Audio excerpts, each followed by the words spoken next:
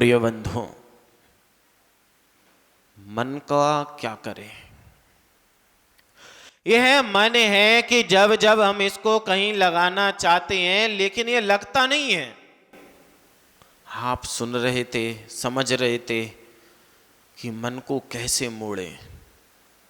मन को तोड़ना नहीं है और मन के द्वारा खुद को भी नहीं तोड़ना है, लेकिन मन की दिशा को हमें मोड़ देना है। मंदिर आए, एक गधा था, उसके आगे भी घास थी और पीछे भी बहुत घास थी। अब वह सोच रहा आगे की घास खाएं कि पीछे की घास खाएं। जैसे ही वह आगे की घास खाने के लिए एक कदम आगे बढ़ता, तुरंत आवाज आती उसको, पीछे वाली घास ने थोड़ी ना कुछ बिगाड़ा है, पहले उसको खाओ। फिर वह पीछे वाली मुड़ता, तुरंत आवाज आती कि आगे वाली ने क्या बिगाड़ा, पहले इसको खाओ। और इसी सोच सोच में आगे पीछे के चक्कर में महीनों निकल गए, सालों निकल गए, लेकिन वह घास खा नहीं पाया। अब गधा भी कितना बड़ा गधा हो, आखिर बिना खाए तो वो चलने वाला नहीं। आगे की घास पीछे की घास, आगे की घास पीछे की घास, और इसी चक्कर में खड़ा खड़ा उसका शरीर खराब हो गया। और एक समय ऐसा आया कि वहीं पर वह गिर पड़ा और उसने दम तोड़ दिया। कहीं हम भी उस गधे की तरह ना हो कि ये भी कर लें, वो भी कर लें, ऐसा भी धर्म कर ले, ऐसा भी धर्म कर ले, इस चीज को ग्रहण कर ले, इस चीज को ग्रहण कर ले। यानी कि हम यहाँ वहाँ के चक्कर में हम ये नहीं सोच पा रहे हैं, हम ये नहीं समझ पा रहे हैं कि आखिर हमें करना क्या है। हम मंदिर आते हैं और सोचने लगते हैं कि हमें मंदिर में आकर भी ये करना है, घर जाते हैं तो घर पे भी ये सोचते हैं कि ये करना है, लेकिन एक भी कार्य हम सही से नहीं कर पाते हैं और ऐसे ही अपनी जिंदगी व्यतीत कर देते हैं। और एक समय आता है कि लोग कंधे पे उठाते हैं और हमें मरघट की ओर छोड़ाते हैं। आपको लग रहा होगा विनोद भाई, हम बहुत अच्छी जगह बैठे हैं, लेकिन सबसे बड़ी अच्छी जगह है वह है शमशान। कौन सी विनोद जी? शमशान। लेकिन शमशान अकेला वही नहीं है जहां आज लोग दृष्टि से देख रहे हैं। कभी ना कभी जिस जगह पर आप बैठे हो ये भी शमशान रहा होगा। आप इसकी खुदाई करना प्रारंभ कर दो, 10 फीट के बाद आपको हड्डियां निकलना प्रारंभ हो जाएंगी। पूरा संसार, जहाँ पर आज मंदिर भी बना हो, जहाँ पे आज मस्जिद भी बनी हो, चाहे गुरुद्वारा बना हो, चाहे चर्च बनी हो, उसको आप खोदने बैठ जाओगे तो आपको एक सीमा के बाद आपको हड्डियां मिलना प्रारंभ हो जाएंगी। कि कभी आज जहां मंदिर है वहां शमशान था और शमशान को खोदने बैठ जाओ तो हो सकता है वहां पर कोई आदिनाथ की प्रतिमा निकल आए, कभी कोई महावीर की प्रतिमा निकल आए। जब जब हम खोदने बैठते हैं तो हमें कुछ ना कुछ जरूर मिलता है। जब हम सोचने बैठते हैं तो हमेशा हमें कुछ ना कुछ अच्छा ही मिलता है। हमें चाहिए क्या है, किस दिशा में हमें अपने मन को मोड़ना है, ये नहीं समझ पाते हैं। हम सोचते तो बहुत हैं, लेकिन सोच के अनुसार उस कार्य को नहीं कर पाते हैं। किसी से पूछने बैठ जाओ, संजय भाई कि इस 40, 36, 38, 42 साल की उम्र में तुमने क्या कर लिया, तुम शब्दों में बयान नहीं कर पाओगे कि हमने क्या कर लिया। जब तुम लिखने बैठोगे तो हो सकता है तुम ये लिख जाओ कि बचपन में हम बहुत धर्म किया करते थे। जब हमारे अंदर बचपना था, जब हम ना समझते थे तो हम बहुत अच्छी समझ वाली क्रियाएं कर देते थे, और आज हम समझदार हो गए तो हम ना समझी वाली क्रियाएं करते रहते हैं। ऐसे बड़ा होने का क्या मतलब हुआ? उससे अच्छा तो वह बच्चा होता है, उसको पता है कि सुबह से नहा धोकर सीधे मंदिर जाना है, मंदिर से लौट के आना है, खाना खाना है, फिर अपना पढ़ना है, खेलना है, कूदना है, और रात हो जाए तो सो जाना है। उस बच्चे के मन में कभी छलछलावा नहीं होता है।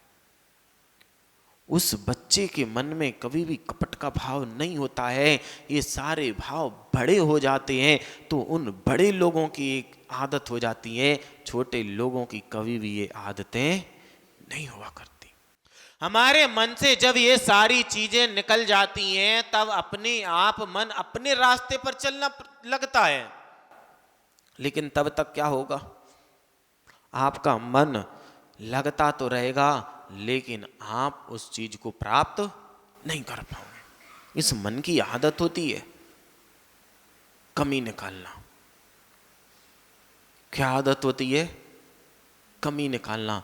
अगर हमने कहीं किसी चीज की कमी नहीं निकाली तो फिर हम ही काहे के। अगर कमी नहीं निकाली तो हम ही काहे के। अब कमी तो कमल जी लोग कैसे निकालते? अब मान लो कल सेमिनार हुआ, कल सेमिनार हुआ, अब आपने बहुत अच्छा खाना बनवाया। अरे बताओ, कोई की शादी थी का? Fruit cream. ओ हो अज्ञानी, तेरे को खाने मिल रहा, खाने का लुत्फ नहीं उठा रहा। ये देख देख के अपनी आत्मा को कलुषित कर रहा है कि लोगों को फ्रूट क्रीम परसी जा रही है। लोग तो ऐसी कमी निकालते हैं। कोई आकर ये नहीं कहेगा कि वहां ये कमी थी, अब उसको कमी निकालना है, तो अब क्या कमी निकालेंगे? जैसे जिन जिन लोगों से उसने कहा कि फ्रूट क्रीम थी, वह भी सोच रहे कि इस सेमिनार में मेरे को भी जाना चाहिए था। जैसे ही उनको पता चला कि वह वृंदावन से इतना महान वक्ता आया था, इतनी अच्छी खाने में फ्रूट क्रीम थी, उसके मुंह में भी पानी आ गया। उधर वह व्यक्ति कमी निकाल रहा और वह व्यक्ति उसकी कमियों को सुन सुनकर अपने अंदर के खोटों को निकाल रहा कि मैं कितना खोटा था कि इस महान सेमिनार में मैं भाग नहीं ले पाया। आप करते कुछ हो जाता कुछ है, लेकिन हमारा एक स्वभाव होता है उन कमियों को निकालना। एक बच्चे की शादी हो रही थी, एक लड़के की शादी थी। अब पहुंचा तो उसने पूछा, लड़की ये कर लेती? लड़की खाना बना लेती? बोले हाँ। लड़की चाय बना लेती? बोले हाँ। भाई पूछता गया तो डांस कर लेती, ये कर लेती, वो कर लेती, सब कर लेती। अब लड़की का दिमाग खराब। बोले और कुछ पूछना हो तो पूछ लो। बोले नहीं, 2 क्वेश्चन और। बोले क्या? बोले गाना आता? बोले हाँ। बोले डांस नाचना आता? बोले हाँ। बोले और कुछ? बोले नहीं। बोले एक चीज मैं पूछ लूं? बोले क्या? बोले तुम्हें बजाना आता कि नहीं? अगर मैं नाच रही हूं, मैं गा रही हूं, तो ये कोई बजाने वाला भी चाहिए है। अगर तुम बजा पाते हो तो यहीं बैठना, वरना तुम बाहर। या तो तुम बजाना सीख लो तब आना, या अपने बाप को बजाना सिखवा दो तब आना। यानी कि कहने का मतलब ये है, हम दूसरों में तो कमियां निकाल रहे हैं, लेकिन हम ये नहीं देखते हैं कि हमारे अंदर कोई खूबी है कि नहीं है। और उस कमियों में, उस खूबियों में निकालते निकालते हम अपने अंदर जो गुण हैं उनको भी खो देते। हमारी सबसे बड़ी कमी है दूसरों के अंदर से खोट निकालना। अगर आप चाहते हो, जम्बू भाई ध्यान से सुनना, अगर आप चाहते हो कि सामने वाले के अंदर से हमारे जो खोट दिख रहा है उसको दूर करना है, उस खोट को नहीं निकालो तुम। कुछ ऐसा उपाय निकालो, ऐसा मार्ग निकालो कि उस व्यक्ति तुम्हारी जो प्रतिक्रिया हो उसको समझकर वह स्वयं ही उस खोट को दूर कर दे। अब मान लो मैं कह दूं, ललित जी तुम्हारी आदत बहुत खराब है, तुम्हारा ईगो तुरंत सामने आ जाएगा। लेकिन हम तुम्हारे को ऐसे समझाएं, तुम्हारी सास की बेटी तुम्हारे को ऐसे समझाए कि देखो भैया, क्रोध करना अच्छी चीज नहीं है। वो ये नहीं कह रही कि तुम्हारे अंदर क्रोध है, क्या कह रही? क्रोध करना अच्छी चीज नहीं है, तुम्हारे समझ में आ जाएगी, तुम धीरे धीरे उस क्रोध को करना बंद कर दोगे। लेकिन यदि तुम चिल्लाते हो, चीखते हो, तुम गाते हो, बकबकाते हो, बड़बड़ाते हो, यहां वहां जाकर तुम कहते हो, तो लोगों की दृष्टि में तो गिरते ही गिरते हैं, लेकिन उस चीज का सुधार बिल्कुल भी होने वाला नहीं है। अब मन को कैसे जिए? मन मिला है। अगर मन मिला है तो मन के द्वारा उस जो संपत्ति तुम्हारे को मिली है, उस संपत्ति के द्वारा तुम एक आलीशान बंगला भी बना सकते हो, उस संपत्ति के द्वारा तुम एक विशाल मंदिर भी बना सकते हो, और उस संपत्ति के द्वारा एक तुम भोग की सामग्री भी जुटा सकते हो। तुम्हें करना क्या है ये तुम खुद सोच सकते हो। यह मन जो हमें मिला है, यह भोगों में लगा भी सकते हैं, योगों में भी लगा सकते हैं, और भोगों और योगों से छुड़ाकर भी अपनी आत्मा की खोज करके अपनी आत्मा को भी पा सकते हैं। इसके अलावा मन का आप कुछ नहीं कर सकते। क्या करोगे, क्या करोगे विनोद भाई, इस मन का क्या करोगे तुम? सोचो। जब जब दिगंबर संत तुम्हारे को देखने मिल जाएं, उनके द्वारा कुछ ना कुछ संदेश ग्रहण कर लेना। भय तुम्हारे मुंह से कहें अथवा नहीं कहें, लेकिन तुम उनके आचरण से, उनकी क्रियाओं से, उनके विचारों से, उनके भावों से, उनकी परिस्थितियों से लड़ने की क्रिया से कुछ ना कुछ संदेश जरूर ग्रहण कर लेना। वह जो दिगंबर संत आते हैं, कोई ना कोई आदेश लेकर आते हैं, भगवान महावीर का संदेश लेकर आते हैं, और उनका एक ही काम होता है कि जो भी हमें मिलते जाए, चाहे मन से, चाहे वचन से, चाहे तन से, उनको संदेश देते जाओ। अब वह बात अलग है कि लोग सुन सुन कर भी ग्रहण नहीं कर पाते हैं, आंखों से देख देख कर भी नहीं कर पाते हैं, इस मन के द्वारा भी सोच सोच कर उस संदेश को ग्रहण नहीं कर पाते हैं। संदेश का मतलब ये नहीं कि हम चिल्ला चिल्ला के आपको बतलाते रहें। वह ट्रैफिक का पुलिस, उसको लोग देखते ही हैं और तुरंत सतर्क हो जाते। उस झम्बू भाई, उस ट्रैफिक पुलिस वाले को देखते हैं जैसे ही लोग कैसे हो जाते, बिल्कुल सतर्क। हेलमेट मान लो गाड़ी के पीछे है तो तुरंत कहाँ पहुंच जाएगा, सिर के ऊपर। तुरंत देख लेगा 3 तो नहीं बैठे, नहीं तो 2 बैठो, 1 आगे चले जाओ।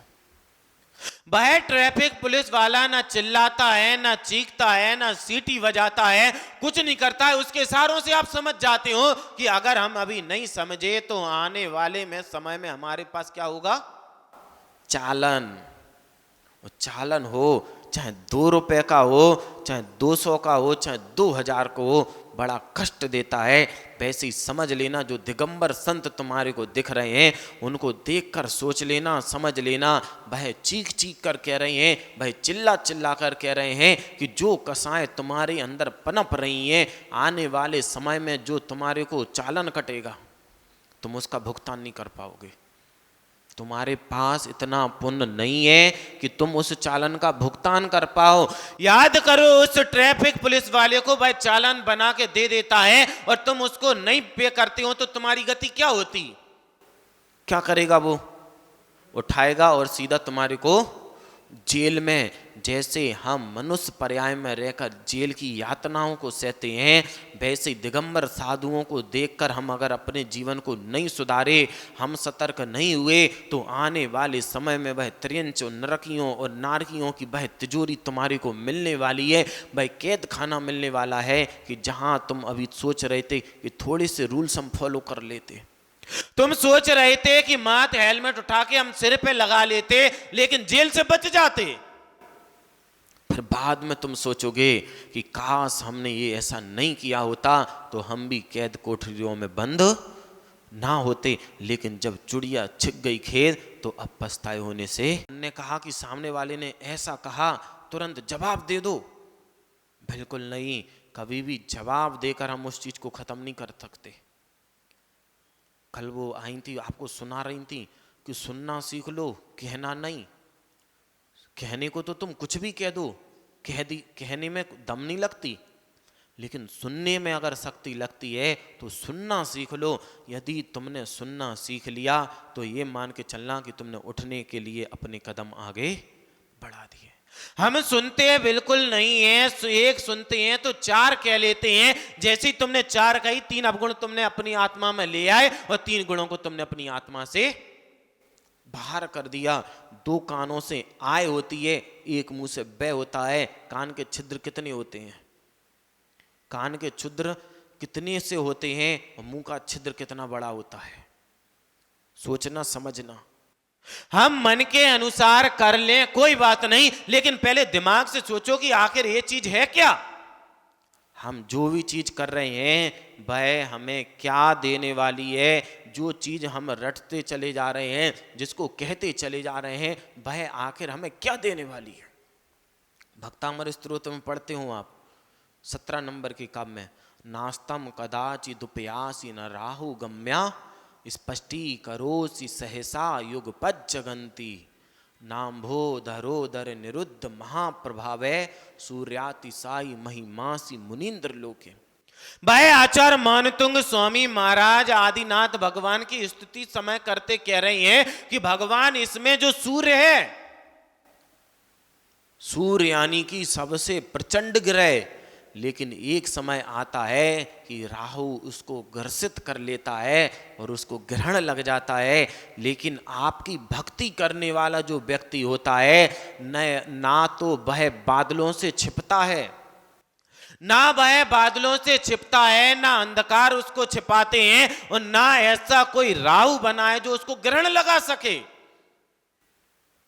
आप तो वह अनुपम दीपक हो, आप तो वह महान सूर्य हो कि ग्रहण राहु तो इस सूर्य को ग्रहण लगा सकता है, लेकिन आपकी भक्ति करने वाला कितने भी राहु क्यों ना लग जाएं, कितने भी चंद्र ग्रहण क्यों ना लग जाएं, आपकी भक्ति करने वाले जीव को कभी भी ना कोई छिपा सकता है, ना कोई दबा सकता है, ना उसको कोई ग्रहण लगा सकता है। इसलिए हमें भगवान की भक्ति करनी है, ऐसी भक्ति करनी है कि आज आपको लग रहा कि उसकी दुकान बहुत चलती है, हमारी दुकान नहीं चल रही, तुम क्या कर लोगे, या उसकी दुकान बंद करने की दम है तुम में? महावीर भाई, तुम में इतनी दम है कि तुम पड़ोसी की दुकान बंद कर सको। अब क्या करोगे तुम? इतना पुण्य इकट्ठा कर लो, इतना पुण्य इकट्ठा कर लो कि उसकी दुकान पे तो 200 ग्राहक आते थे, 400 आए, लेकिन तुमने इतना पुण्य इकट्ठा कर लिया कि 400 उसकी दुकान पे आएंगे, 200 के बाद यहां पर तुम्हारी दुकान पे हजारों ग्राहक आने लग जाएं। ऐसी कोई शक्ति नहीं है जो जिनेंद्र भगवान का सामना कर सके। वह कौन सी शक्ति है, कोई बताएगा?